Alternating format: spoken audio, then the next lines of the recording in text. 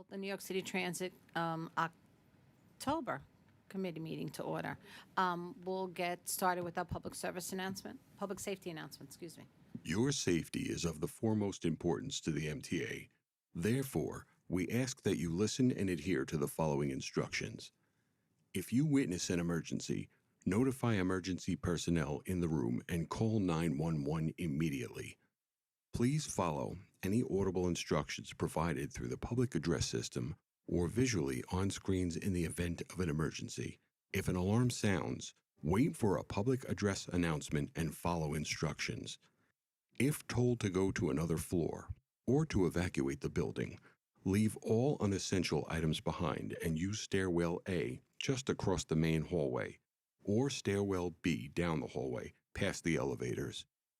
If you have a mobility disability or cannot self-evacuate, please proceed to stairwell D or E for assistance by MTA staff or emergency personnel. An automated external defibrillator, AED, for use by trained personnel is in the main hallway just past the elevators.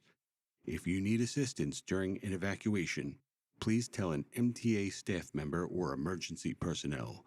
Thank you and have a safe day. Thanks so much. Let's move on to our public speakers. Good morning. We have 16 members of the public register to speak today. As a reminder, we ask that all public speakers adhere to the MTA rules of conduct and decorum, including speaking on topic.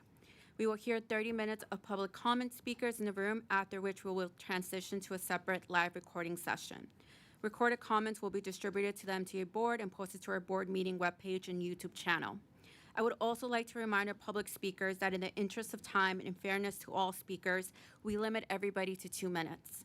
Please be aware there will be a warning beep to remind you that you have 30 seconds to conclude your remarks. The first speaker will be Jason Anthony, followed by John Padula. Good morning, everybody. Jason Anthony, the Transit Guru. I want to start off congratulating Demetrius Critchlow on his 1-year anniversary being the president of New York City Transit. You stole my thunder, Jason. You stole my thunder, Jason. Yes. Sorry about that, Haida. And at the same time, today's the 121st anniversary of our New York City subway as well. I want to say that I'm glad to be a New Yorker using the system every single day for the past 10 years. I cannot be more glad to be part of the MTA family, even though that is from the outside. A couple of things I want to address.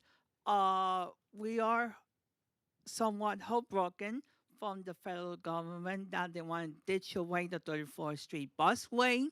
I use the M34 Select Bus Service and the M34A Select Bus Service every time I go to a doctor's appointment at the NYU Langone Hospital on First Avenue. I don't take the buses. Let's say I rather take the bus than walking, but sometimes the NYPD traffic division control the lights and sync the traffic lights themselves instead of controlling the traffic lights manually. At the same time, we wish that more people take the subway because every month the subway and bus break records.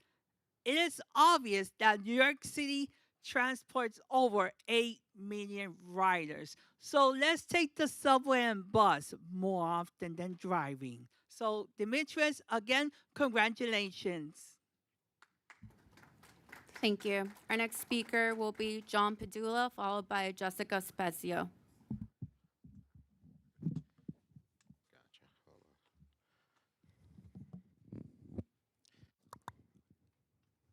Hold on. All right. Good morning, ladies and gentlemen. My name is John Padula. I am an administrator with Educational Vision Services from New York City Public Schools. I'm also a member of the Advisory Committee for Transit Accessibility.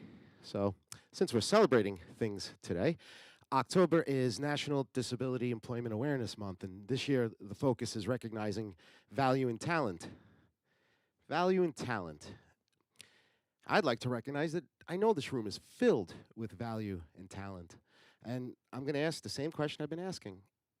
If you had to do your job, if you had to function the way you currently do, would you be able to do that with our current paratransit system, where 30 minutes late is still deemed on time, where there is no reasonable level of same-day flexibility and autonomy? Things are getting better. We have to keep moving that needle. And I'm tired of hearing about why we can't and what we can't do. I want to have conversations about what we can do. You know, I was with a friend this weekend, and it was so sad. He says to me, you know, I ran out of e-hail vouchers. I needed a lot for work. Why should that impinge on somebody's personal life? And, you know, I hear it. Apply for a reasonable accommodation at work, and yeah, just another hoop. As disabled people, all we deal is with is hoops and jumping through hoops. I'm tired of jumping through hoops. I don't want to be a circus clown. I'm tired of it. Let's have these conversations. E-hail is sustainable. I haven't heard anything about the phase 3 data, so it can't be that bad. If it was horrific, we would have heard all about it, how it's inducing cost and how all the issues with it. We got through phase 1. Phase 3 is working. It's sustainable. Let's have these conversations. We need to roll it out to more people, and there needs to be a third group for those of us that have demonstrated need. We can do this reasonably, ethically, in a way that makes a difference in our city. My name is John Padula. Thank you very much. Have a nice day. Our next speaker is Jessica Spezio, followed by Alita Dupree.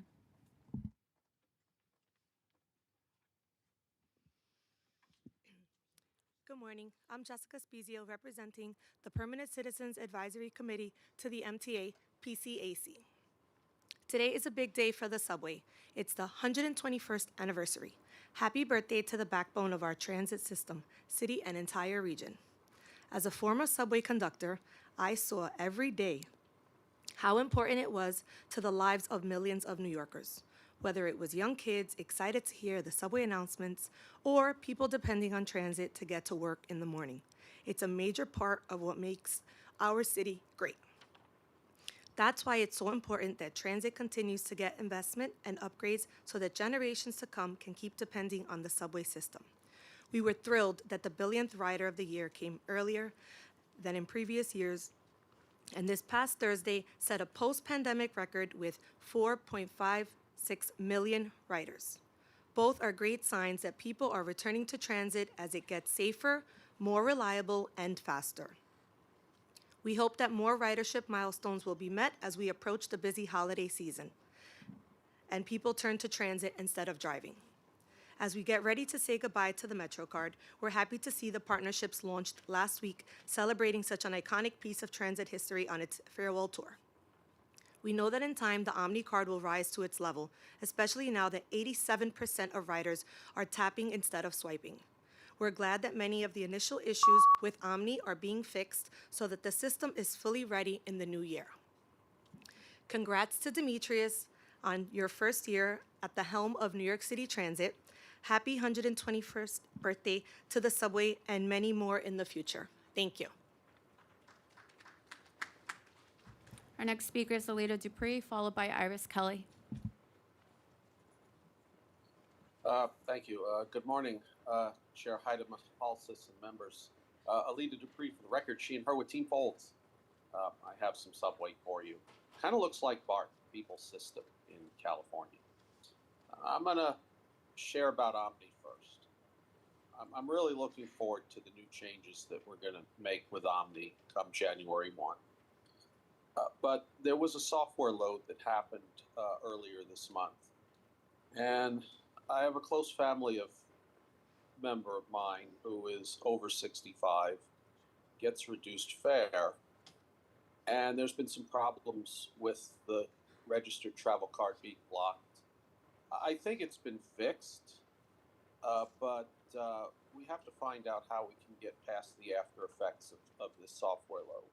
So I want everybody to have the confidence in using Omni, because I want on 1 January to really move in with this.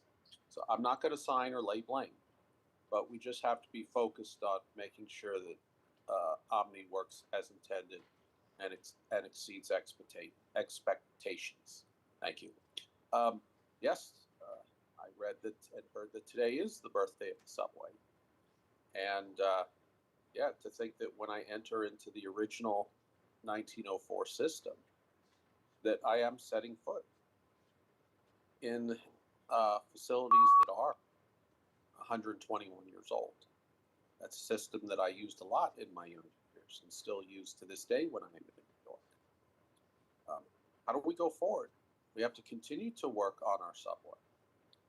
But it's not just about doing work, and practicing our crafts, and technical expertise. Always have to remember that the subway is a system that is legendary and stately, steeped in tradition and mindful of history. Please conclude Thank your you. remarks. Thank you. Our next speaker is Iris Kelly, followed by Susan Honor.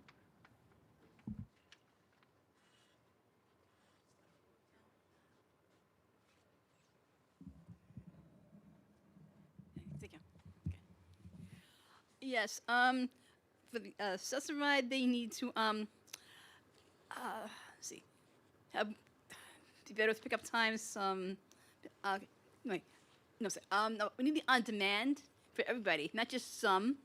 'Cause I know I've been in problems with it for job, even just like things that they go somewhere, things change, and I need to be able to do it for my own self the time to be picked up, and not have to worry about being picked up for a time slot that they give me. It'd be easy sometimes to do it that way, because I have things to do many times when I need that. And the other thing too is with the accessorized vouchers, do not take these away. These come from my job to pay that we get direct pre-tax dollars that we spend for our money to get these, and it's much more accessible, easy for us to use. And it'd be a shame if you take this away. It's money-wise being used. It helps them to pay too. But it's coming a long way so far, and it's hard to believe 120 years in subway already. That's amazing. Wow, and came a long way for it, that's for sure. And I just keep it going. Thank you. Our next speaker is Susan Honor, followed by Monique Johnson.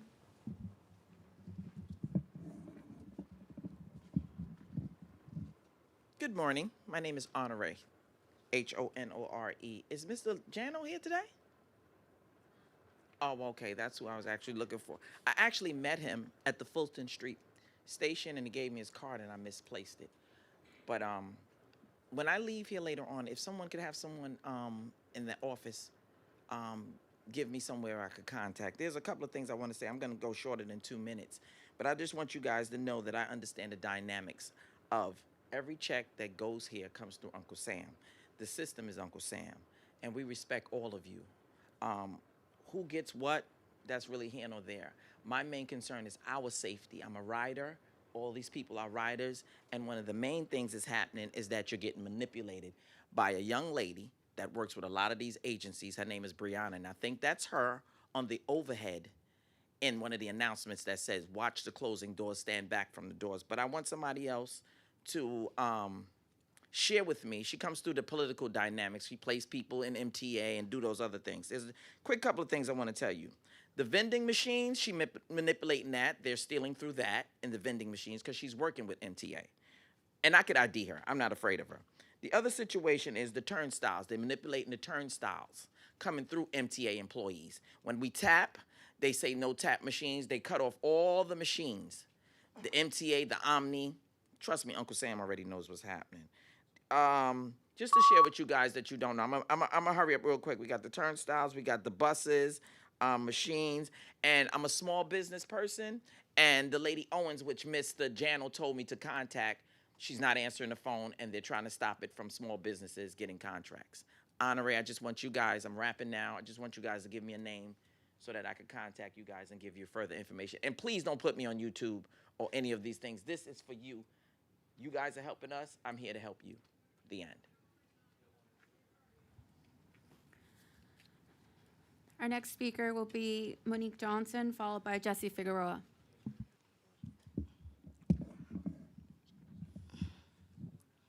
Good morning. I want to talk about the accessoride.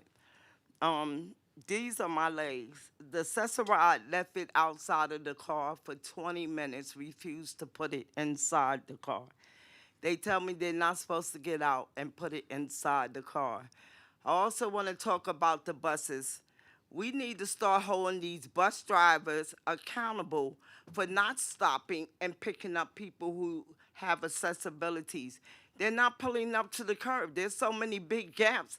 And by the time you walk around or you go to meet the bus leaves. And then when you try to explain the bus, oh, I need help to get down or you need to pull up more, they want to tell us to wait for the next bus. Sometimes people with accessibility are out there 3 or 4 buses go by before they're able to get home to their destination. And it shouldn't be like that. We need to start holding these bus drivers accountable for not pulling up to the curb so people with accessibilities can be able to get on. And I'm also upset about when we went to building 130 in Livingston, there was no accessible bathrooms for people with accessibility. How long had that building been put up to where y'all didn't even have location to where y'all could even take us to the bathroom. I had to send people down to McDonald's for them to be able to use the accessibility bathroom. And it's a shame that 130 don't have it in Livingston. We shouldn't have to go up to the 9th or the 4th floor to use a bathroom. And another thing, accessorize. That YouTube, I always show y'all new videos. I'm never going to show y'all the same videos. They still feel they can ride, watching YouTube and also FaceTime. And we need to get a hold of that because they can injure us. Please conclude your remarks. Thank you. Our next speaker will be Jesse Figueroa, followed by David Kupperberg. Good morning. Can you guys hear me and see me well? Yes, we can hear you. Hi, how are you? Good morning, Mr. President, members of the Joint Transit Committee. My name is Jesse Figueroa, District 1 Commander of the Veterans of Foreign Wars Department of New York. Proud U.S. Army veteran and an accessibility transportation advocate serving as liaison at the New York Harbor VA healthcare system. I'm here today to urge this committee to embed accessibility and rider dignity into every layer of transit governance. Our veterans, seniors, and riders with disabilities face daily barriers, from broken elevators and inaccessible bus stops to inconsistent paratransit coordination. These are not just service issues, they are equity failures that isolate vulnerable New Yorkers. As someone who works directly with veterans, seniors, and riders with disabilities, coordinates community outreach across multiple organizations, I see how these gaps erode independence and dignity. I ask this committee to ensure that accessibility is not treated as a compliance afterthought, but as a core operational standard reflected in capital planning, procurement, and service audits. I thank you for your service to the people of New York and stand ready to support your mission with lived experience, community insight, and a commitment to ethical leadership. Let's build a transit system that honors every rider's right to move freely, safely, and with dignity. Oh, happy anniversary to Demetrius Critchwell on his first year, and happy 121st birthday to the New York City subway system. Happy Marine Corps birthday coming up. Semper Fi. Thank you. Our next speaker will be David Kupferberg, followed by Jean Ryan. Good morning. My name is David Kupferberg, member Passengers United. As we know, the Queens Bus Network redesign old draft plan was negatively received. At the time, the MTA, in the interest of good public relations, delayed the proposed final plan to craft the new draft plan. The proposed final plan was then crafted, followed by the final plan addendum that was approved by the MTA board. Guess what? The Brooklyn Bus Network redesign draft plan was negatively received. I asked the MTA to do similar for Brooklyn, to delay the Brooklyn Bus Network redesign proposed final plan to craft the new draft plan. At the same time, the MTA should invest 1% of NYCT's budget, or $126 million, for the Brooklyn Bus Network redesign. To delay is to get it right. As I said in the past, bus stop balancing is a mindless implementation of standard practices by the MTA and NYCDOT without the consideration of the effects of their actions. Don't forget that to increase the distance between bus stops negatively impact the elderly and the permanently and temporarily infirmed, for example, someone using crutches due to an injury. Last month, I talked about the restoration of the bus stops in Eastern Queens on Springfield Boulevard and Amboy Lane. They should not have been removed in the first place. The MTA and NYCDOT must be stopped before they could do more damage. I think that we must have similar accommodation for the disabled and elderly for the subway and buses. One elevator not in service, including for long-term repairs, is one too many. I also think that the wholesale reduction of road capacity hinders buses, hence hinders similar accommodation. When we have similar accommodation, we similarly excel. Settle the lawsuit. Our next speaker is Jean Ryan, followed by Mr. X.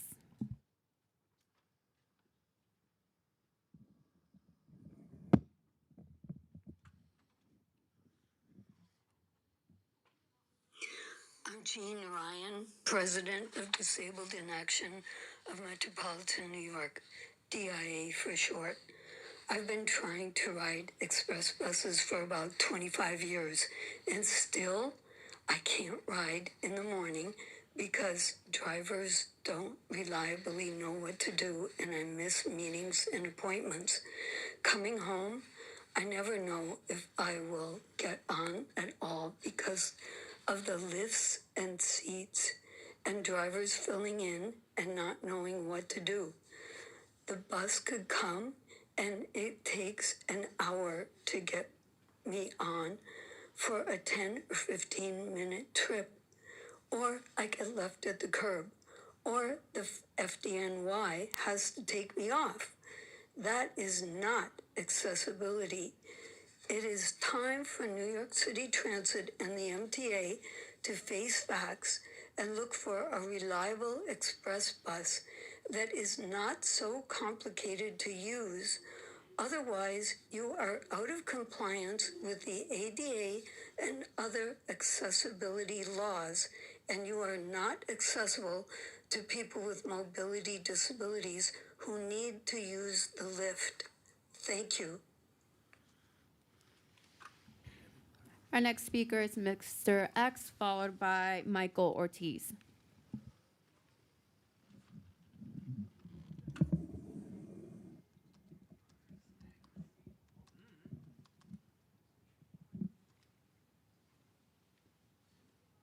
Okay, we're going to move forward with our next speaker, which is Michael Ortiz. Good morning to the board. I just want to come on here to discuss the possibilities of what could be done to improve the F&M swap that's going to take effect on December 8th, 2025.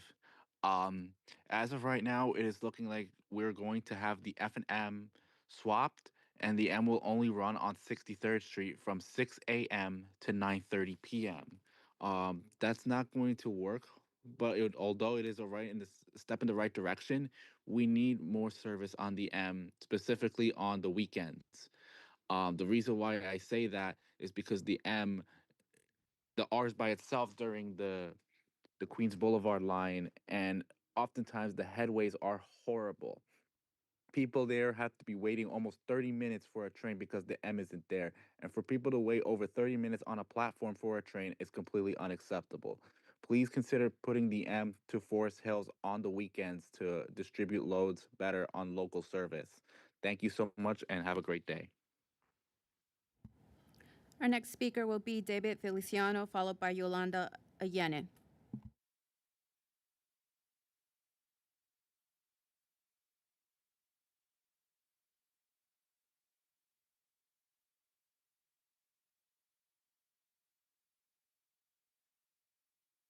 Okay, we're going to move forward with Yolanda Allene.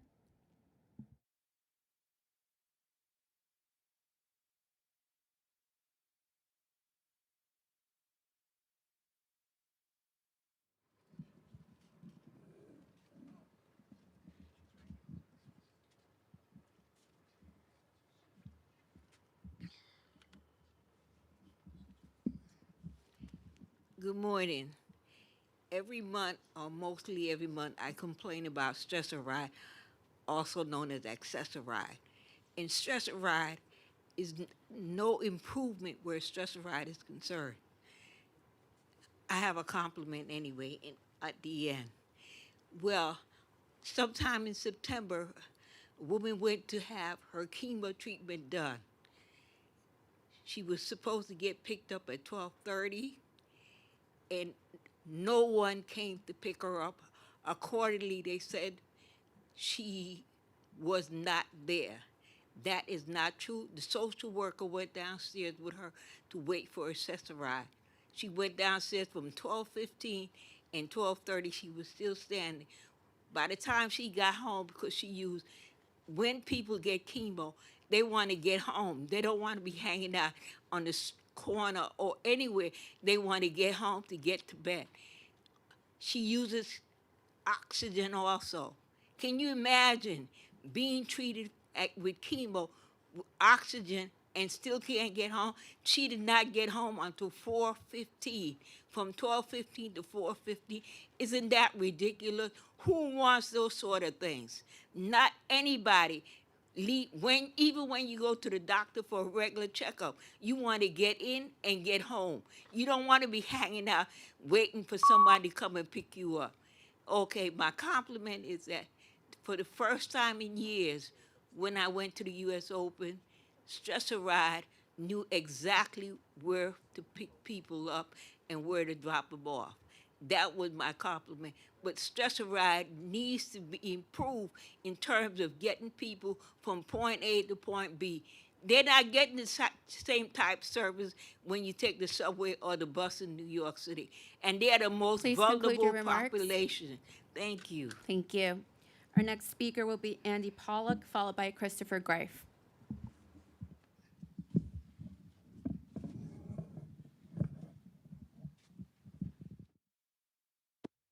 Hello, can you hear me? Yes, we can hear you. All right. Good morning, everyone. This is Andy Pollock, Passengers United. There was no proper notification of me being told I was supposed to speak. But anyhow, couple of things. Number one, I want to discuss the Queens Bus Network redesign. I don't know who thought it was a good idea to eliminate the Francis Lewis Boulevard 58th Avenue bus stop in Bayside, because not only does the Q26 start and end there, before the bus network redesign was implemented, 76 used to stop there. And I used to cut across the Food Emporium parking lot because the traffic when St. Francis Prep gets out, traffic nightmare near Franny Lou and Horace Harding. So can we please restore the Q76 stop there, please? It's a southbound going to Jamaica 165th Street bus terminal. So hopefully that can be reevaluated, because when the Bronx went through with their bus network redesign, people complained and some bus stops got restored. And my last point for this month, I want to talk about the F and the M swap. I'm not happy about it, because if I want to go to Lexington Avenue and 63rd Street, it's going to make my commute a lot longer on weekdays. And especially if I want to go to the Second Avenue stops on the Q, I'm now going to have to change at Bryant Park and take the Q at Times Square. I'm going to have to take the E, Port Authority, and walk on that underground passageway to get to the Q line. So whoever thought of this F and M swap, shame on you, because you're going to hurt people in Queens, especially me, who uses the F on a regular basis to get to various points. So thank you for letting me speak, and I conclude my remarks. Our next speaker is Christopher Greif. Good morning. I'm Christopher D. Greif, and as everyone else is already saying, happy anniversary, Demetrius. And it's actually a very good anniversary, because 1 year ago, and it was funny. He was the acting he was acting president. Then he became president during when we had to fix something at 7th Avenue and 9th Street, and it's actually just looking at my Facebook, so it was kind of funny, because it helped a lot of people with disabilities and seniors. Also, I do want to thank our NYPD, because, and I said this at the railroad, because at Jamaica, and this is for DOT, because I do like to remind that buses stops are handled by Department of Transportation, for the record. I want to thank our NYPD and MTA police, because we've seen a lot of cars that do not belong at bus stops, as well as trucks, and yes, they do block Accessoride, so I do thank Accessoride, because these vehicles don't understand that people have to get off and on the bus. Wheelchairs, walkers, seniors, disabled, veterans. And it's not easy for the drivers, because they're trying to get to the curve. At least they can get into 5 feet, then we can get the ramp out. But I thank them, because they ticket them. And yes, they towed a truck. Thank God. But again, we still got to work on the traffic studies along the boroughs outside of the city, because DOT's got to do their part of working on congestion and dealing the safety. And at the same time, also, as we celebrate the 121st birthday of the subways, we got to see what we accomplish in the history. Like today, we have new trains, new buses. Yes, we're getting accessible stations, but we got to remember, being advocating is we have to work together. The future accessibility rides with us. We ride all together, same way we do, elevator ramps and everything. So I hope everyone knows that out there in the world, we must work together. Egos or not, work together as one. Thank you. Thank you. We're just going to go back on the list again and call David Feliciano.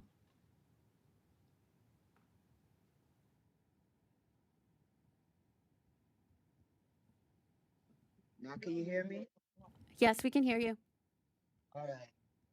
All right. We want to talk about this discussion about public safety and security.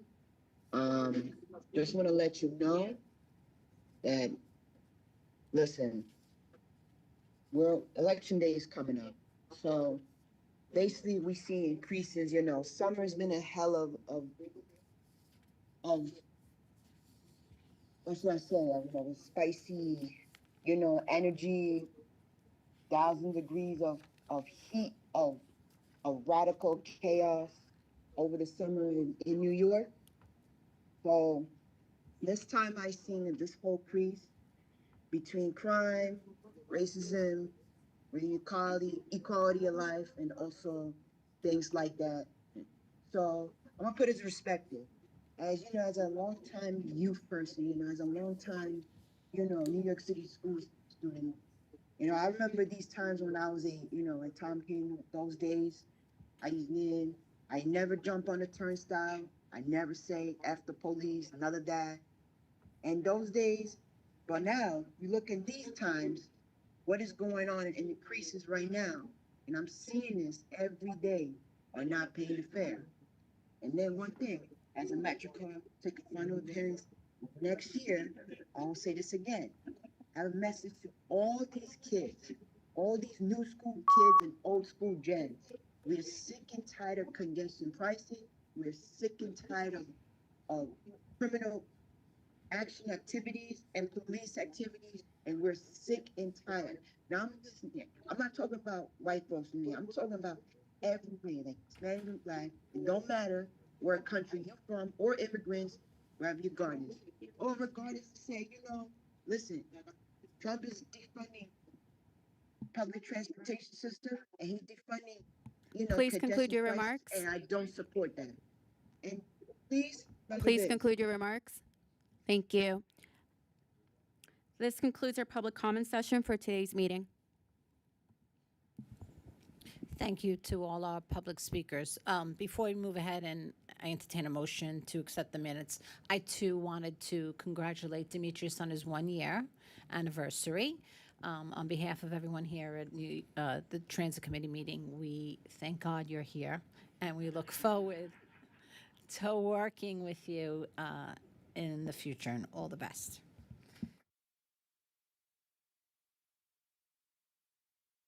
Okay, Randy, now I'll entertain a motion to accept the October board minutes. There's no minutes in it. I'm sorry? The minutes are missing. The minutes are not in the book. Frank? He's going to check. Okay, we move on. Demetrius, any changes to the work plan? No, Madam Chair. Okay. You want to start us off with the president report? Oh, what a great shot. Look at that. I don't know where to get these photos. It's like so thank you, Hader. This is an important time for me, so I wanted to take a little bit of time just to chat a little bit, to talk about where we were and how we move forward. As many have said, October marks the 1 year anniversary of me being here, but April will be 29 years. So that year had a lot of time tied to it. But I'm not one to put too much stock into occasions, but I do think it's worth doing here so that we can assess the achievements of the team in the past and to take a little time to refocus on where we need to be pointed for the future.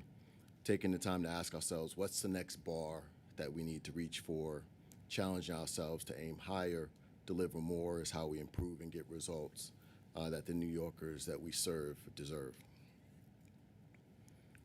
When I took this job 12 months ago, I had two priorities at the top of mind. Everything New York City Transit did, does, and spoke about boiled down to two things: safety and service.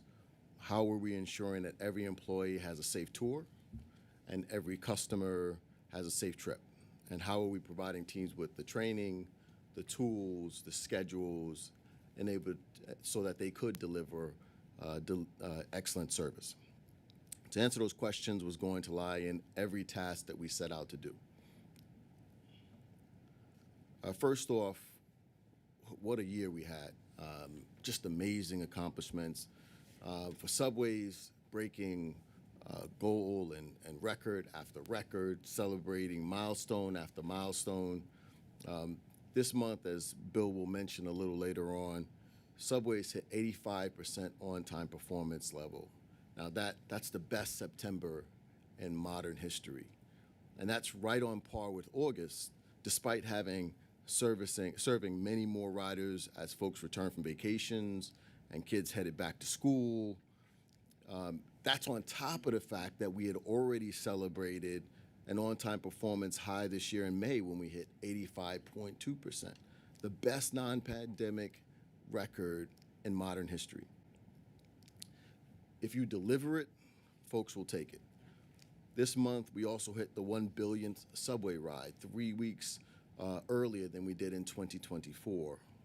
So I might be just a little bit biased, but I firmly believe that this ridership is tied to the fact that we have been delivering better service for customers, and they're responding to the fact that they feel more secure, safe in our system.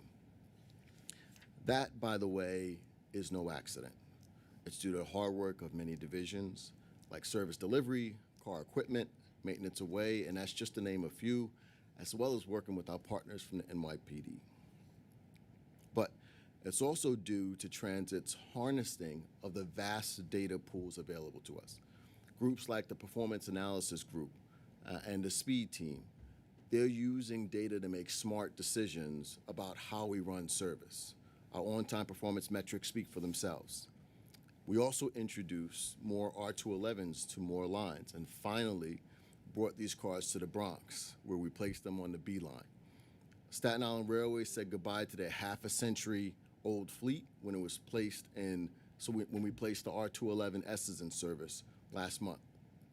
The team also planned and ran incredible alternative service for riders during major outages for capital program work, such as the Crosstown CBTC project on the G. And we kept the Rockaway residents connected to the rest of the region, even when the entire South Channel Bridge and the Hamels Y structure was being replaced last winter on the A. Delivering robust and reliable service for these projects is how we ensure that the public remains engaged and supportive of the work that we have to do. I'll say that one more time. In order for us to continue to provide great service to customers, it can't be just when we're riding on a regular system. When we're delivering these capital projects, service is going to be different. The better we can provide service that's great for them when we have these outages, the more supportive they are going to be of the work itself. Riders need real-time support for long-term goals. Now, for safety, I'm proud to say we've achieved the goals by setting that were set by Governor Hochul.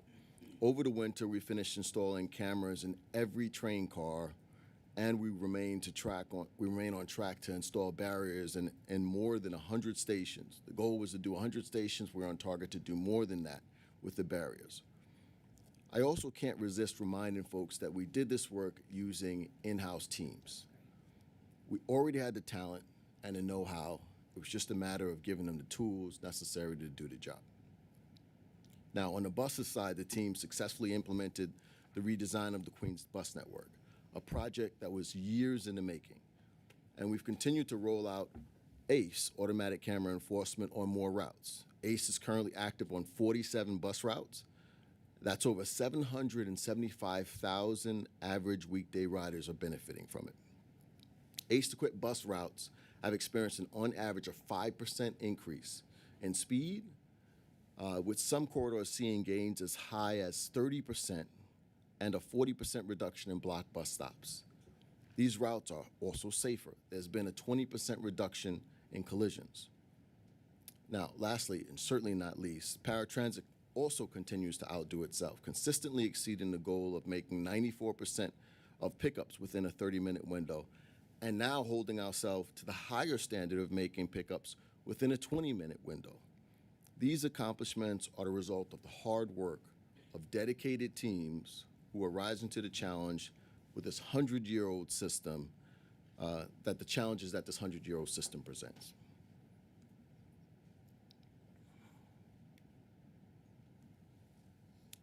Enough pats on the back, though, because we all understand that New York is a forward-thinking city. That was last week. What have you done for me lately? So what are we going to do next? Transit cannot deliver on its promise of safe and reliable service if we neglect any of these. So as I set transit next year on the goals, I keep seeing these 6 in mind: delivering better service, promoting safety and respect, increasing appeal for customers, providing 21st century bus service, achieving financial stability and viability, and strengthening and expanding the network. So we'll break each of these down just for a short minute.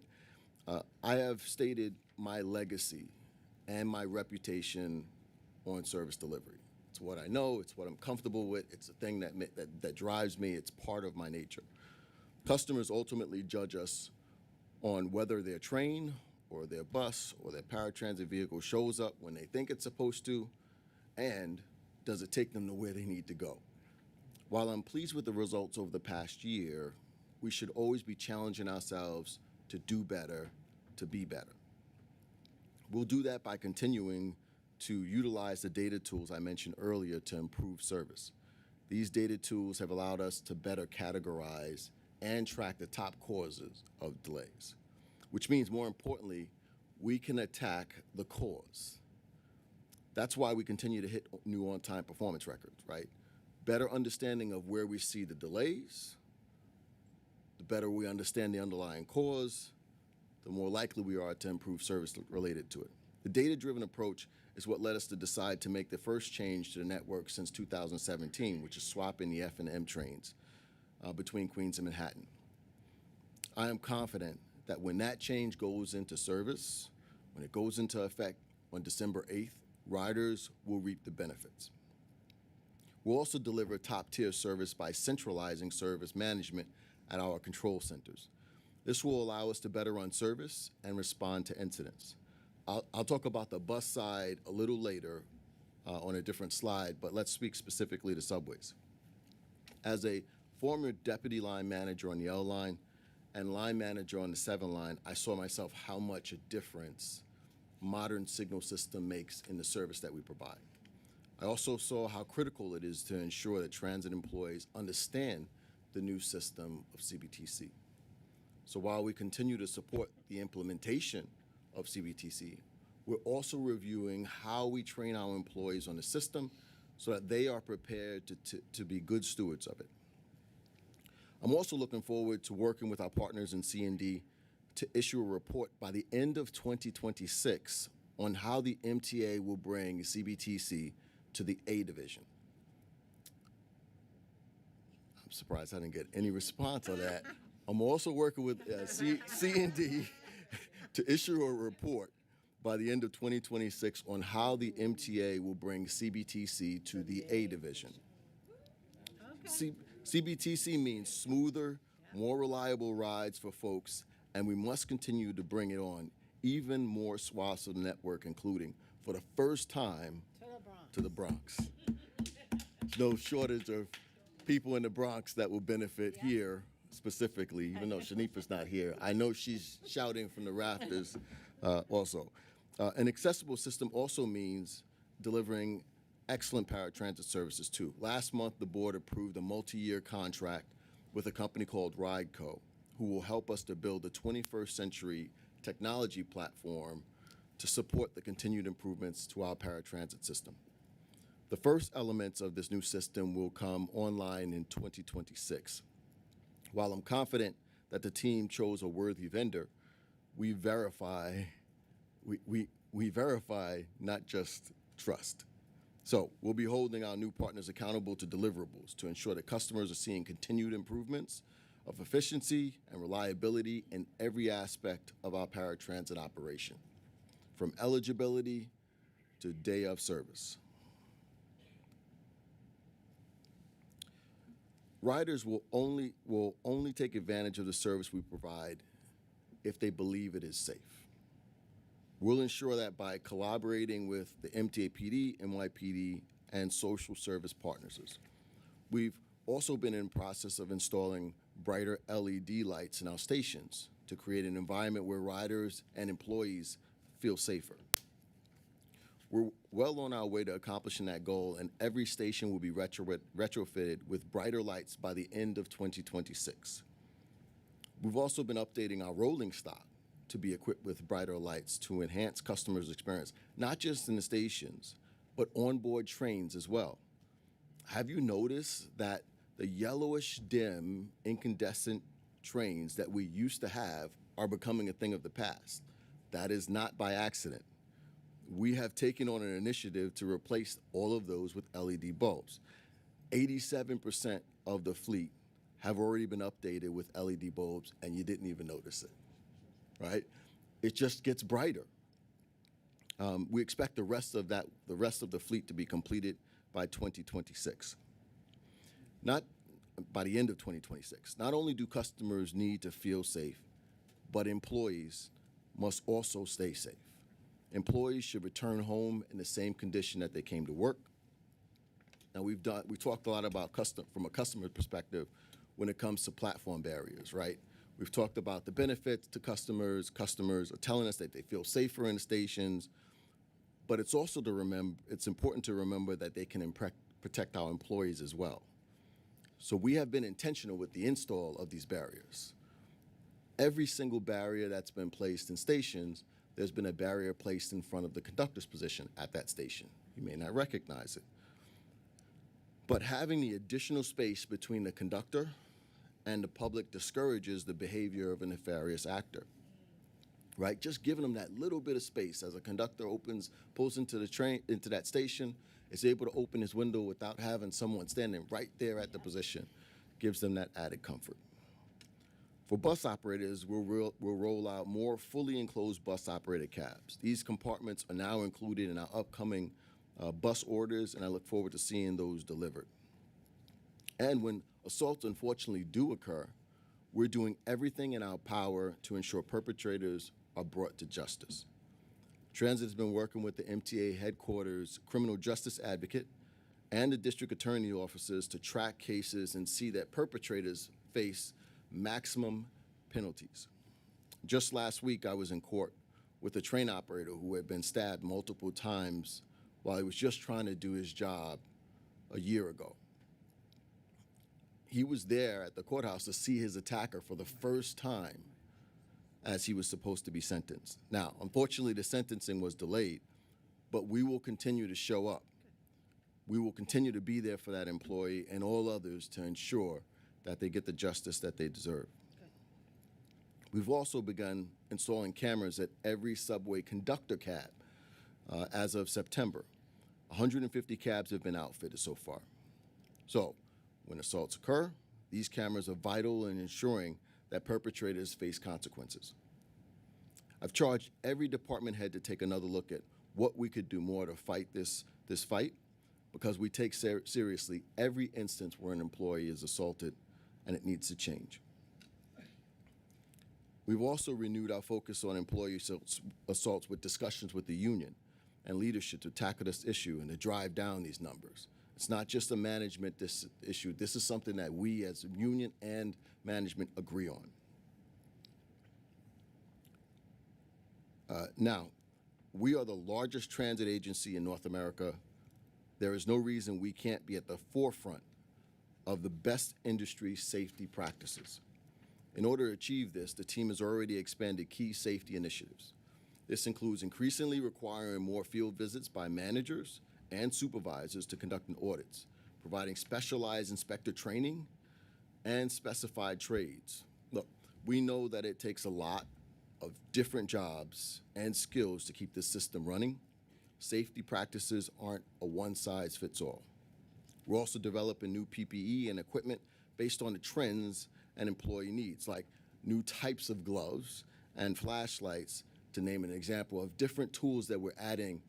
They had them before, but if we could provide a better type of flashlight or better glasses, safety glasses, we're doing that. And we're looking at industry-wide practices and work with regulatory bodies to ensure we're adopting the latest and proven protocols and procedures.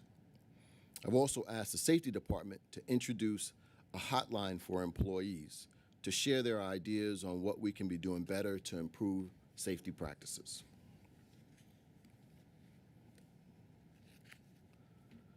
Encouraging New Yorkers to become transit customers means not only delivering safe and reliable service, but also communicating better with them. There are a few initiatives on tap to speak directly to this. First, we'll continue to support a smooth transition to tap and ride. Customers have questions, and customers need help. We'll be responding to that need by meeting customers where they are, opening an additional 15 new customer service centers, coming to locations throughout the system by the end of the year, bringing our total to 30 centers. These are being chosen for strategic placement. No matter where you are in the system, there will be a location close by to help. Customer service centers provide 24/7 access to critical services like offering them help in reducing and reduced fare programs, switching to OmniFare payment, and any other help customers need in navigating the system. We'll also review how we communicate directly with others, with our riders, especially during service disruptions, and implement improvements on how we do what we do. Everything from the announcements that are made in the stations to the announcement made by conductors and operators on board trains, on board buses, must be clear and effective messages for customers. And we may need a little help in doing that. Customers also want more accessible service. We'll continue to support building new elevators at more stations. And while every new elevator built in the system is a huge accomplishment worthy of celebration, it is just important to maintain the equipment that we have. Ensure that they are always available to those who need them the most. Our elevator reliability levels have reached impressive highs, regularly staying above 98%, even as we have continued to expand our network of elevators at a record pace. That is not an accident. That is not a happy coincidence. If I've learned anything in my time here, it is that achievements like that don't happen by accident. They don't just land on your doorstep, they are earned. This team delivered these impressive results, these impressive numbers, by recognizing that we needed to be recruiting and training top talent for elevator engineers and maintainers. So, we made it a priority to get our employees training programs certified by the city to put it on par with the rest of the industry, ensuring that we would be attracting good candidates. We created our own training program, got that training program approved by the city in order to provide our people with the best skill set necessary to do the job. Our elevator engineering training program has even received national recognition. We didn't just want to establish a program. We held ourselves to the highest standard and we're determined to make it one of the best in the nation. We will also look to expand accessible communication tools like Navilens, Combo Access to reach populations that need enhanced communication to navigate the system. Now, let's talk a little bit about buses. The subway gets a lot of love and a lot of spotlight, but people in this room know that our bus network provides critical service to riders who need it most. We must provide them with 21st century bus service that meets their needs. We'll do that in a few different ways. One, we'll do that by working with our New York City Party administrators, those who are in position to assist our partners to expand the network of busways and bus lanes as well as moving forward on transit signal prioritization efforts. Tools we already know work, and speed up the buses, speed up service. We'll also continue to implement the ACE program more broadly. You already heard how successful ACE-equipped routes are. I also talked about leveraging our command centers to better manage service, and this is especially true for the bus command center. Now, culturally, taking the organization from a primarily incident handling and response-driven organization to being focused on the quality of service that we provide daily is going to take some change, right? From the command center, you have the visibility to see the entire system, right? With information is power. So rather than looking at service and at individual stops or at individual routes, rather looking at service from a more broad perspective, seeing how the entire service is performing, how adjoining routes or routes that are next to them are performing, looking the entire line and seeing what gaps you have in service and how you could better manage the service for customers. All of those are things that we are going to be tasking the team to really, really roll out strongly. So we've already started this work, transitioning 89 routes from the field to the control center for bus for service. We'll continue to strive for providing better service as we strategize on the remaining 250 plus routes. Centralizing our bus routes translates to better communication with customers, more reliable service, and faster response times when incidents do occur. I'm looking forward to launching the next phase of our efforts to redesign the city's bus network, and we'll begin the process of finishing up the bus network redesign initiative citywide. We've completed Staten Island Express, Bronx Local, Queens, and we've got two more boroughs left to go. I also look forward to presenting more information on the results of the Queens bus network redesign next year, when we'll have a significant amount of data to judge and to show the redesign's performance against our service and operational goals. We've already made changes at buses that have greatly improved service just from the summer to September, and that work will continue. Reorganizing the staff and redefining roles will better support service reliability.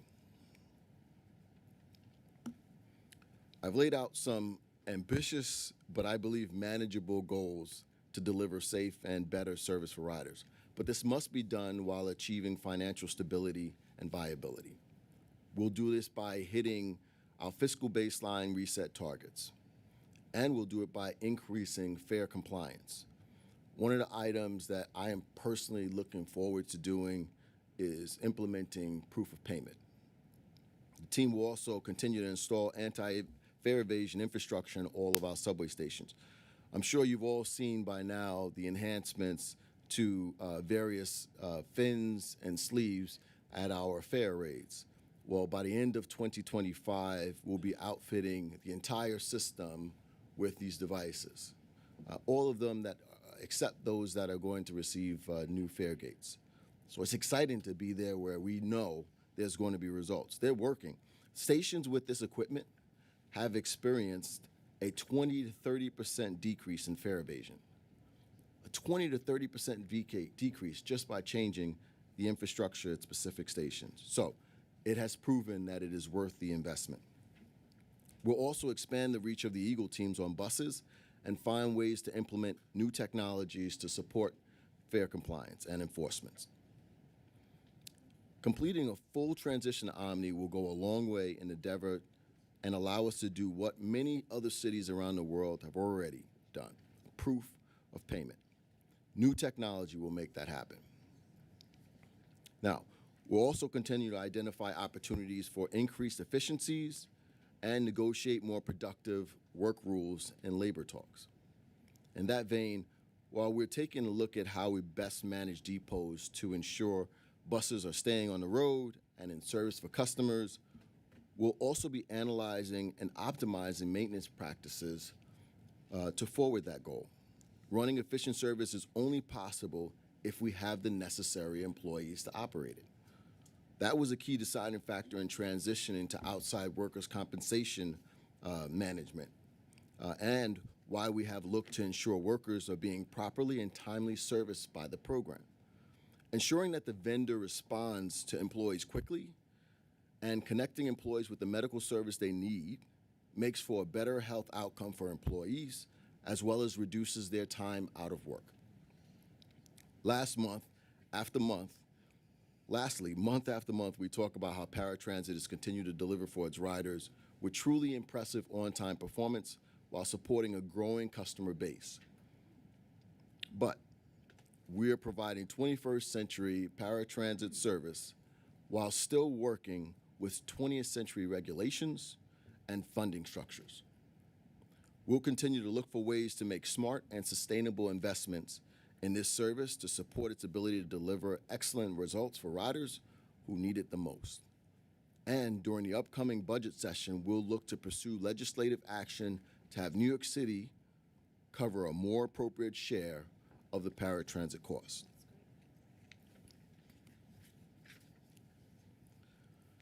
Now, not only are we looking at what transit will approach in the next year, but also what transit will do to set up the next 5 years, next 10 years for New York City Transit. Supporting the capital plan, enabling our C&D partners to accomplish this transformational work is a real priority for me. I want to remind everyone just how unique this system is. I think as New Yorkers, we can take the fact that our trains run 24/7 for granted, right? Great system, no matter what time of day or weekend you want to go ride the system is there. But that creates an immense challenge for us to find opportunities to carry out the work, whether it's maintenance or replacement work as part of the capital plan, right? It's hard to be able to manage the conflicting priorities of providing great service while you're doing work on the same tracks that folks have to operate on. I'm determined to not let our mission to deliver reliable service that gets folks where they need to go at all hours of the day be the enemy of accomplishing the work that ensures the system continues to run. We can and we must do both. It might be a little harder than walking and chewing gum at the same time, but nevertheless, the sentiment stands. And we will do this by upgrading subway stations and power equipment across the system. These are the updates to infrastructure that will prevent some of the biggest disruptions to service that we've had this year. Customers experienced them over the last 12 months. We're looking to replace those assets. We'll also support critical projects like Nostrand Avenue interlocking improvement project and other key interlockings and signals. The more work we focus on improving the critical junctions where our service meets, the better service that we can provide along that corridor. This is a classic example of what all of the MTA have been talking about regarding this capital plan. Interlockings and signals, they're not the flashiest things, not the most exciting thing to talk about, but they are how you get the system to operate well. It is the way that we provide timely service. It is the way that you remove bunching. It is the way that you prevent your conflicts in service. Looking at these interlockings and switches is the key to providing smooth service. Now, our job at Transit is to ensure that customers are and are still getting where they need to go around the duration of these projects. Like I said earlier, the team already proved we could do this from the crosstown CBTC work on the G and in the Rockaways, but we must continue to do so. And I'm sure that customers are most excited for what will be prepared to receive deliveries of new buses and rolling stock. Now, my mouth is actually dry because that was a lot to talk about. There were a lot of goals I just laid out, but being mindful about hitting and in some cases surpassing them is how transit will forward our mission of providing great, safe, and reliable service. Thank you to my incredible team for all that you do and taking on this mission with me and serving the millions of New Yorkers who rely on this transit system day in and day out. The team has a lot to be proud of. The things that we've accomplished have been pretty amazing to date, but I look forward to the more that we can do. Success does not come from waiting for the right opportunity. We create them. And folks don't magically improve their work. We do better because we decide to. Today, we are creating an opportunity to focus, recommit, and set new challenges to overcome. And I'm asking everyone on this transit team to decide it's time once again to do better. And I know we can. Great. All right. Any questions for me before I turn it over to Bill? So before I take the questions, I just wanted to thank you, Demetrius, for laying out what incredible work has happened over the last year in transit and all the great things that we look forward to doing together as a team. You and your entire team here should be very, very proud. Thank you. Any questions for Demetrius? Dan, Midori, Lisa, and then we have to do one housekeeping before we go over to Bill with this funky tie. Great. Thanks, Heda. Demetrius, congratulations on your 1 year and 26 other years. 29.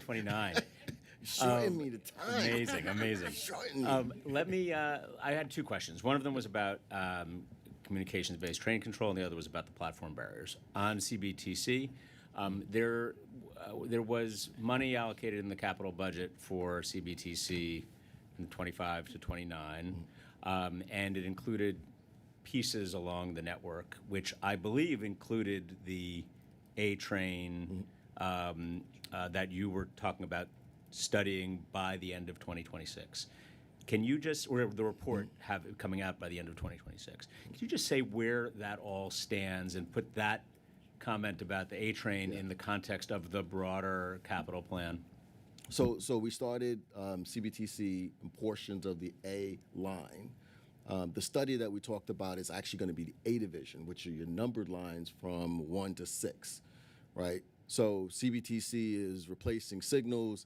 We recognize that the signals on the A division, the numbered lines, have been a challenge for a little bit, but you can't replace the signals without looking at the fleet that has to be replaced, so that's part of it as well, which is why we wind up rolling out all new cars on the A train, A line, and the C line to be able to allow for CBTC on those lines. I see. So A line underway, A division study by end of 2026. Okay, got it. On the platform barriers, 70 stations, you noted more comfort for conductors, having a little distance.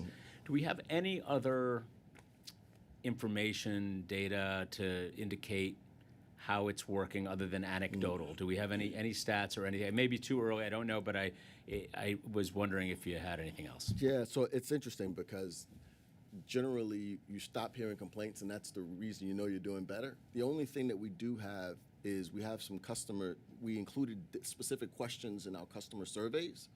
And so customers are actually saying that the barriers do make them feel more safe while they're in the system, give them something to stand behind.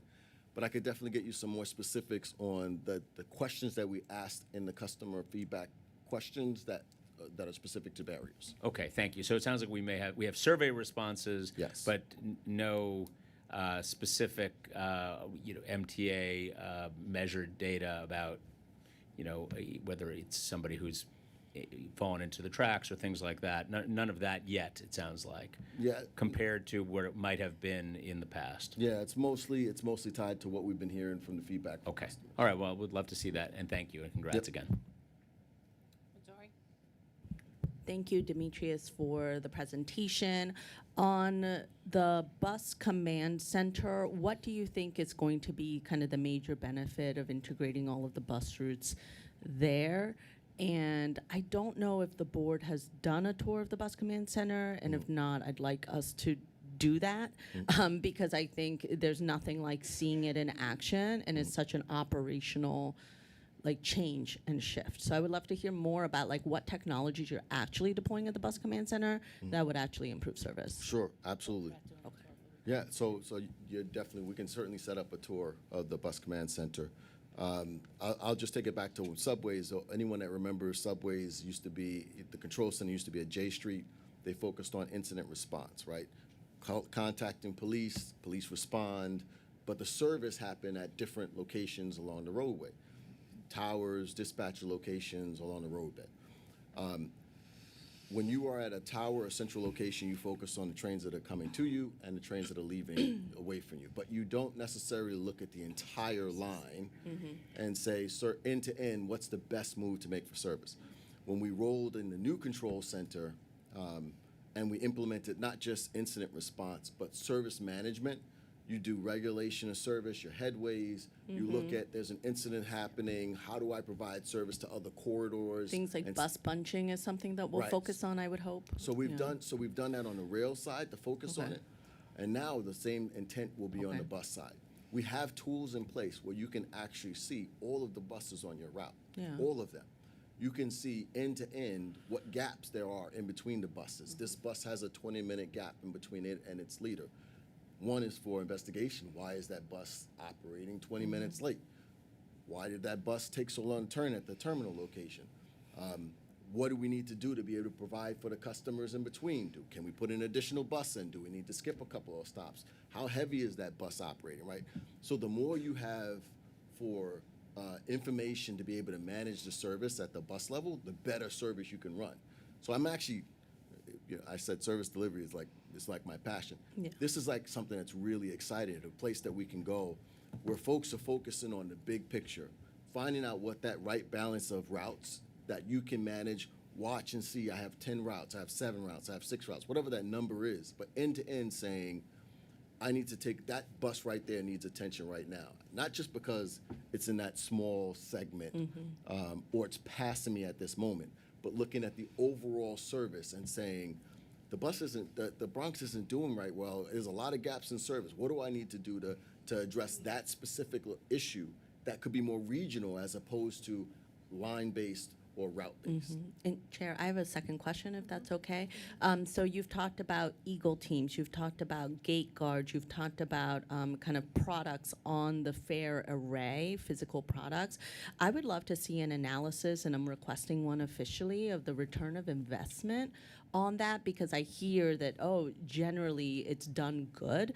But, as we know, personnel, it costs money. Contract personnel costs money. So really just want to see year over year ROI on the operating expenses that get invested into fare evasion and what we are estimating as the revenue quote clawback, because I think it's just more difficult as we want to make bigger decisions like the platform barriers. We don't have endless money, so just wanted to check in on the ROI. Thank you.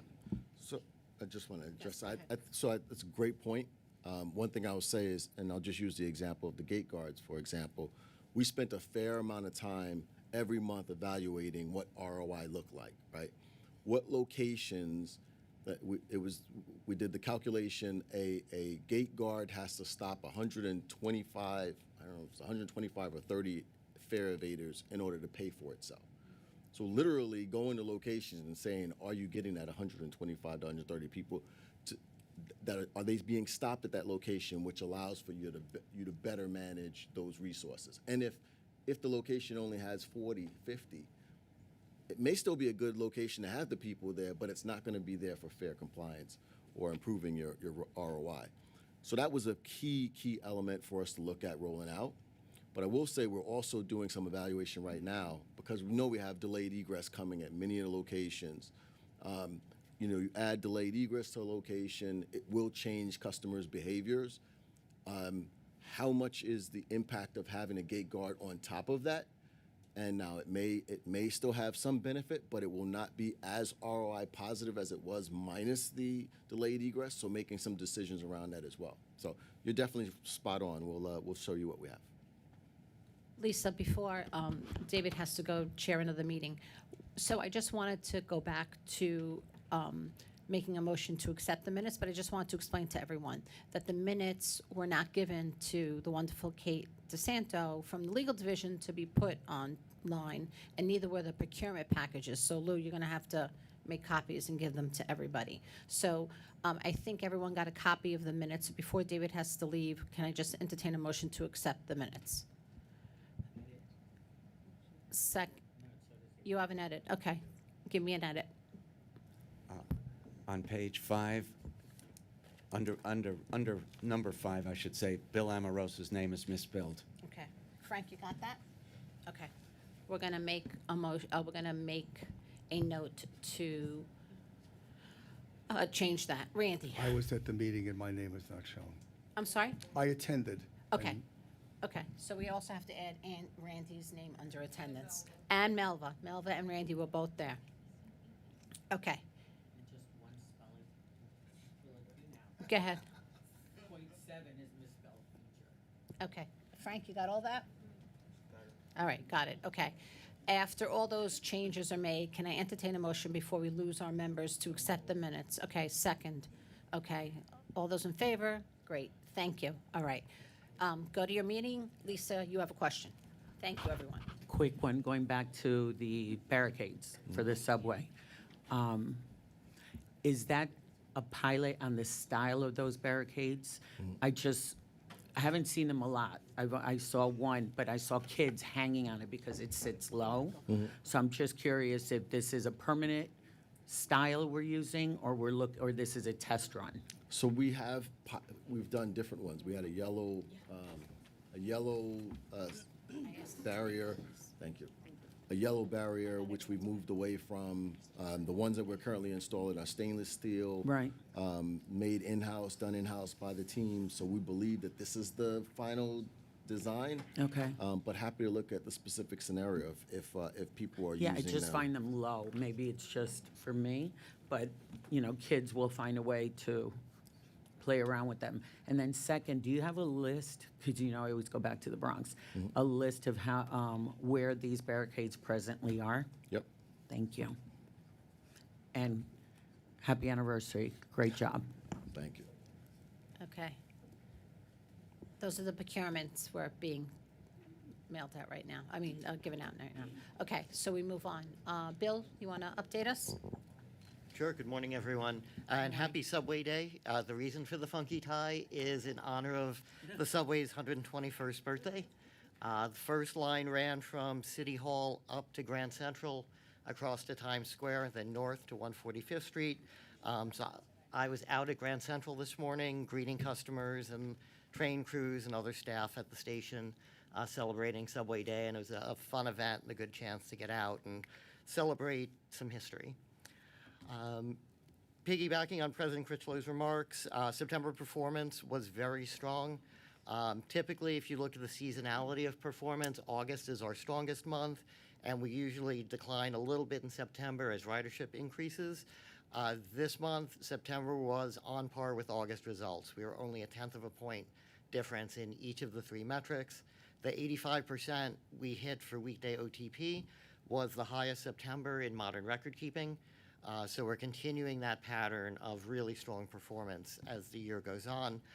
Weekend service also remains strong, and weekday CJTP, which is the measure of customer trips rather than train trips, was 85.8%. So we're paying attention both to the operational metrics and the customer metrics. Elevator and escalator reliability were also very strong. Elevators were at 98.3%. Which was an increase from August. We opened our first of the new 15 customer service centers at Grand Central last month. Even with a soft open, that's already become one of our busiest locations. So our station agents and customer service agents are doing a great job helping with MetroCard to Omni transfer transactions, reduced fare applications, and providing information to our customers. We've also completed several very large renovations, including Grand Central Station, Forest Hill 71st Avenue in Queens, and 59th Street in Brooklyn. Those improvements included ceiling and column painting, LED lighting conversions, concrete floor repairs, wall tile replacements, and deep cleaning of those stations.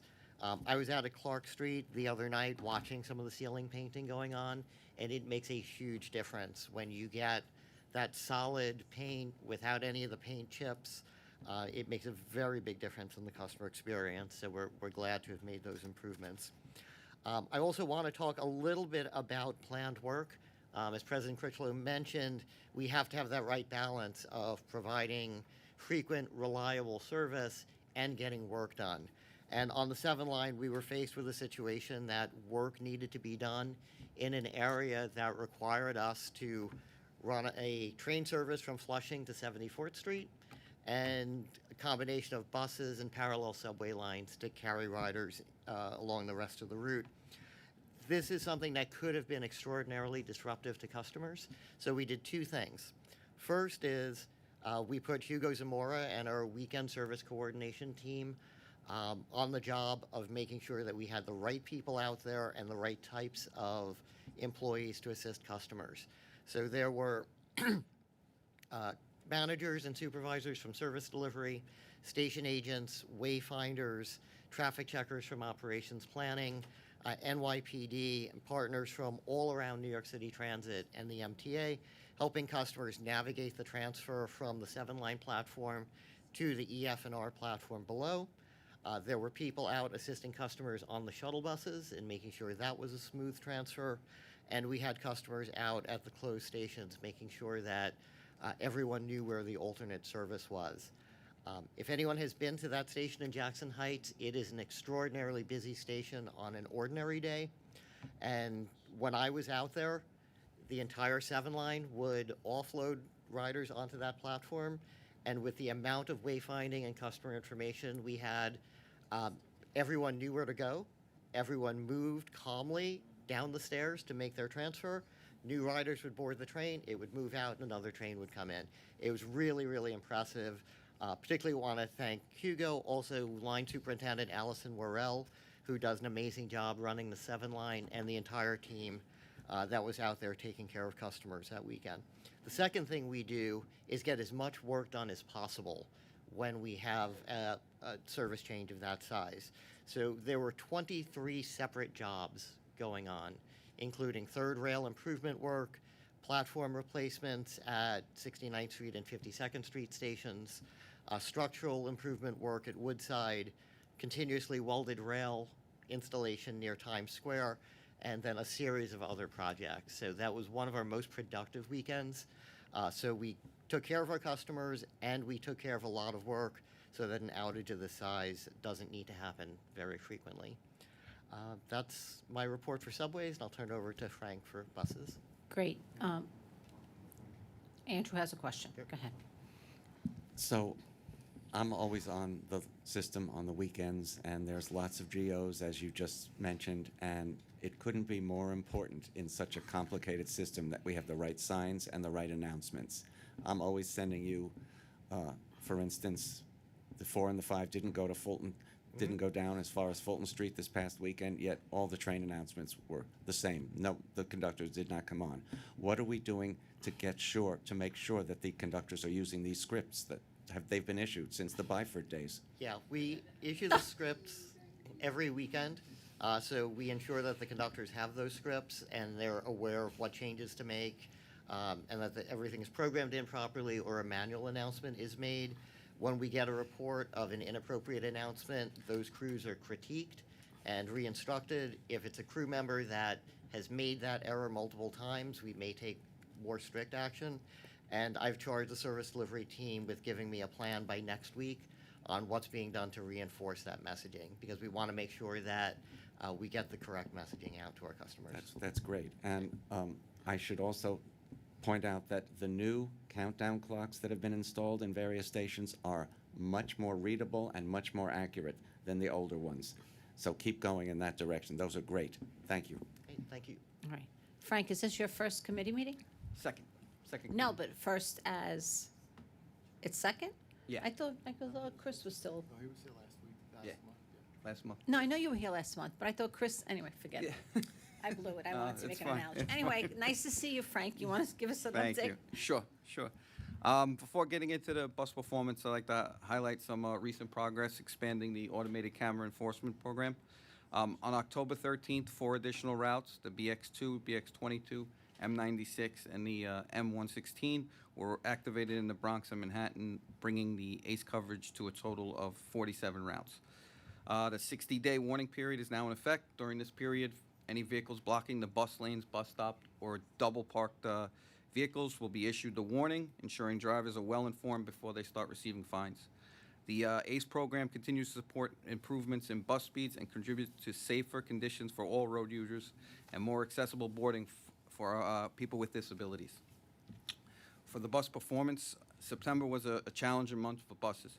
This is a trend we consistently see, and this year there really was no exception. with a range of seasonal activities and major events, the school reopening, 9/11 Memorial, the UN General Assembly, and customers returning from summer vacations all contributed to an increased traffic and congestion around the city. Dignitaries moving throughout the city, frozen zones, traffic rerouting, and it's inevitable to have those conditions impact some of our service and our performance metrics. On these days and events, we saw a large decline in customer journey time performance, which contributed to overall month-over-month drop in performance of 6.9% from August. The increased congestion also led to slower speeds, with the bus speeds averaging 8.1 miles per hour. That's a 3.6% decrease from August. However, even with the usual seasonal increase in service demands and the surge in 15% bus ridership, our team stayed focused and maintained August scheduled service levels, delivering 93.7% of service. Comparing September to the same period last year, the results are also encouraging. Service delivery from last year increased by 3.3%, the customer journey time was up 3.1%, and the average bus speeds improved by 2.5%. Additionally, key metrics continue to trend upward on a 12-month average.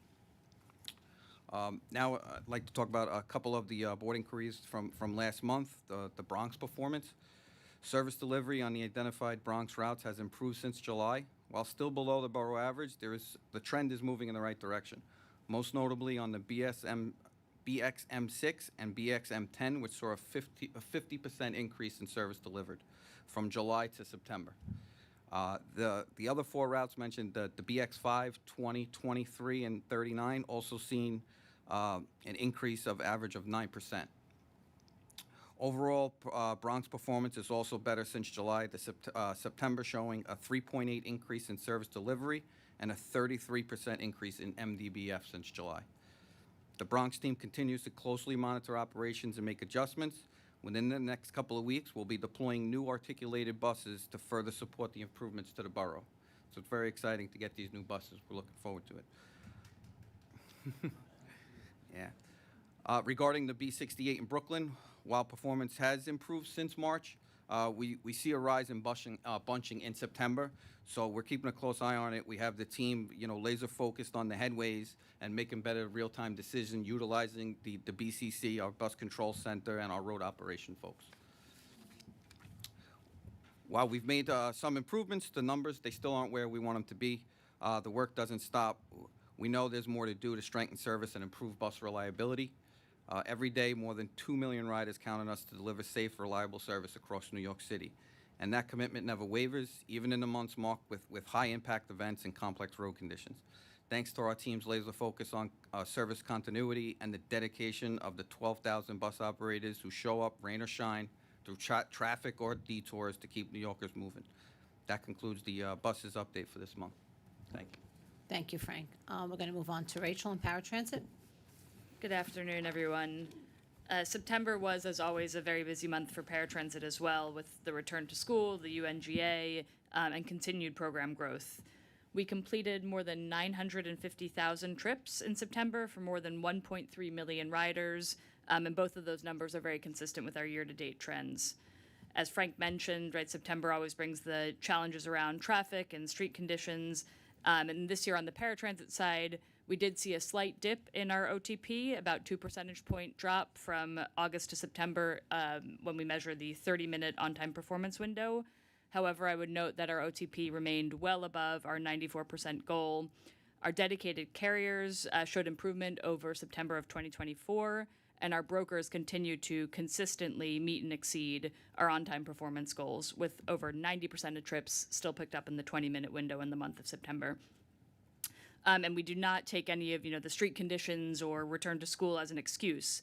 We continue to work every day with our service providers to ensure that our schedule provides reliable and timely trips for all of our customers across the board.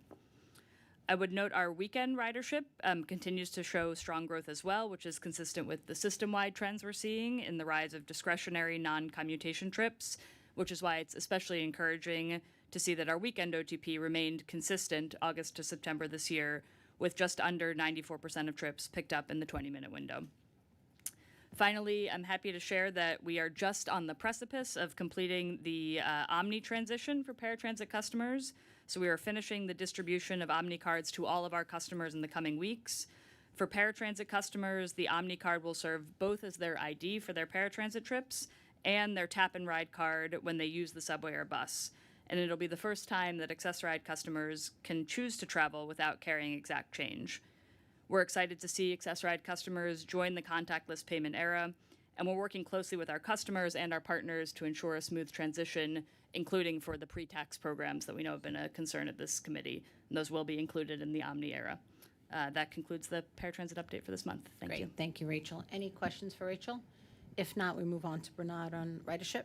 Thank you, Madam Chair. I'll be briefly here, just recapping some of the ridership numbers from September, which included the UN General Assembly, the U.S. Open, back-to-school activity, and a whole host of other signature fall events in New York City. Our ridership numbers reflected that September was another great month for ridership for New York City Transit. We saw a new post-pandemic high for average weekday paid subway ridership. We recorded the first week since the pandemic in which all 5 weekdays saw a paid subway ridership surpass 4 million riders. This actually happened 2 weeks in a row. During those two weeks, all midweek days, Tuesday through Thursday, saw ridership greater than 4.4 million riders. As expected, year-over-year trends were more modest compared to the growth seen from September 2024 through August 2025. This is because the additional boost to ridership from Student Omni is now in the baseline of year-over-year comparisons. In that context, the 4% weekday growth for Subway is encouraging and represents the continual recovery of activity in New York City and continued confidence in the transit system. On the bus side, as Frank mentioned, the year-over-year comparisons were stable, with paid weekday ridership at 1.48 million, a 0.7% higher than last September of 1.47 million. Total ridership paid plus estimated unpaid stands at 2.7 million. That's incredible. Paid school open midweek days are higher at 1.53 million, but the pattern of bus ridership throughout the typical week is flatter than on subways, as the bus market has a much smaller share of office workers with the option of working from home.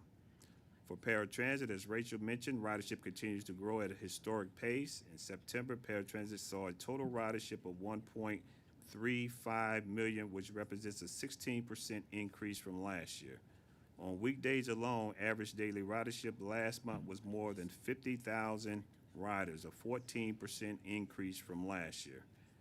That concludes the ridership report, and I will now turn it over to President Critchlow, and happy 1-year anniversary in your role and the other 28 plus years to go along with that as well. Thank you. Demetrius, you want to Sure. continue? Every few months, we like to take some time out of our committee agenda and to highlight the good work of the team and the accomplishments of our employees. This month, we received so many people. I mean, a lot of folks. And I mean, it's a great thing because it's a reflection of how much good work is happening throughout the system and through these teams. Due to time constraints, I'm going to just announce the individuals who are receiving this recognition. I would ask these individuals stand up to be recognized, and then I will move to the next name. And all their bios are in the great yes. report, so it's nice to read about it. Anyway, go ahead. Sorry. I am in advance going to jack up some names, so I'm just saying it. Don't be mad at me. All right, for paratransit, we have Amoris Dellerby.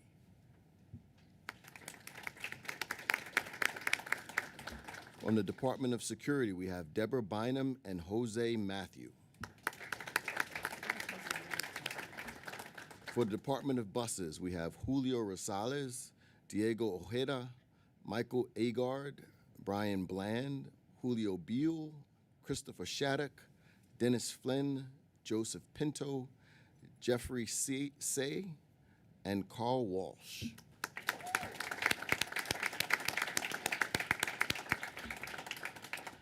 From the Department of Subways, we have Ray McKee, Akila Sturkey, I'm just going to say Zen Macaulay Hall, George Santos, Daisy Mendez, Edwin Marrero, Robert Sarno, Ravi Ganpat, and Robert Hermel.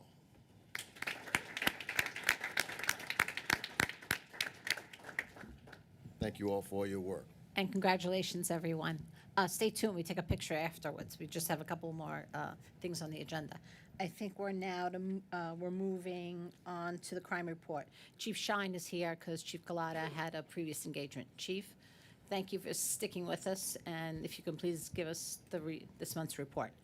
Sure. Good afternoon, Chair Mahaltis, President Critchlow, and members of the board. I'm Deputy Chief Keith Shine, Executive Officer of the Transit Bureau, and Chief Galata had asked me to update the committee today on his behalf. You have before you the crime figures for the month of September. Last month, the subway system saw 158 crimes, which reflects a 16.8% reduction, or 32 less incidents when compared to last September. This reduction is largely driven by a decrease in both grand larcenies, down 25%, and felony assaults, down 18%. Looking at the year as a whole, from January through the end of September, the subway system has seen a 4.2% reduction in crime from 1,648 incidents last year to 1,578 incidents this year, which reflects a drop of over 70 crimes. As always, this continued downward trend in crime is due in large part to the hard work of the men and women of the Transit Bureau. Our officers remain committed to doing the work that our riders deserve by taking proactive steps to ensure a safe and orderly subway system. This year alone, officers have made over 24,000 arrests, reflecting a 44% increase, or over 7,400 more arrests when compared to 2024. While arrests for felonies and misdemeanors have seen an increase, it is the uptick in violation arrests that merits attention. As you know, seemingly minor unlawful acts weigh heavily on our riders' minds and can greatly impact the quality of their subway journey as well as their perception of safety. That is why the increase in violation arrests is notable, because the overwhelming majority stem from officers confronting highly visible acts of lawlessness on our riders' behalf. Maintaining a sense of order and civility within the subway system is and will remain a top priority of our officers. That concludes my remarks. Thank you for having me today. I look forward to working with everyone, and I'll take any questions or comments if you have them. Thank you, Chief. And I was happy to hear about the decrease of the 16% decrease you said, year over year? Or was it? Correct. Okay, 4% great. year over year. 4% year over year. I'm sorry, I thought it was 16. But thank you. Any questions for Chief? Okay. If not, we move on. Lou, you're going to tell us about the procurements, but unfortunately... You want me to be brief? Or? Yeah, just be brief, but we're not going to be able to vote because we don't have a quorum because Oh, everyone okay. else went to the other committee. All right, so we have two procurement actions this month. The first is for a pre-priced parts agreement with NFI Parts. This covers various replacement parts identified as obtainable only from or through NFI, which are required for the New York City Transit and MTA bus company to maintain their respective fleets of buses comprised of New Flyer, Orion, and MCI bus fleets. NFI is the sole distributor and reseller for these, the companies I've mentioned for these parts. They've taken over proprietary rights over the years. The award is the first time that we're making an award to NFI for a price agreement. And the advantage that this gives us, is mostly on the administrative side of not having to go out and solicit each item individually. And we've had successes on other major manufacturers with Wabtec, Knorr, Mitsubishi, and we're presently working with Alstom to have these types of agreements in place. This actually afforded a price decrease for the parts for MTA bus, so this is a success. The second item, and I'm very excited about this, is the request for the board to approve a contract, the modification of a contract with Motive Power. It's a Wabtec company, and it's to purchase an additional 45 diesel battery hybrid hybrid locomotives. The base contract was awarded in 2000 for 25 locomotives, and the key point associated with this procurement is that the locomotives are for work purposes, and they can operate obviously with the full tractive power needed for any task in the system, but most significantly, they could operate on battery power when in tunnels and tubes, addressing the issues associated with emissions in those areas for our workforce. So this was a real success. The base contract, again, 25 diesels that diesel hybrids that we've received 12 of already that are functionally operating acceptably. They're replacing older fleets of locomotives. Some of them are beyond their 35-year useful life. And delivery of locomotives will take place in May of '27 and complete by September of '29. The price was established when we awarded the base competitively, and there's a formula for escalation and the elimination of non-recurring engineering. Thank you. Thank you for the update. We're going to vote, I guess, on Wednesday because we don't have, and we can't even vote to adjourn. But what we're going to do is take a picture with all the great Transit All-Stars. So thank you, everyone.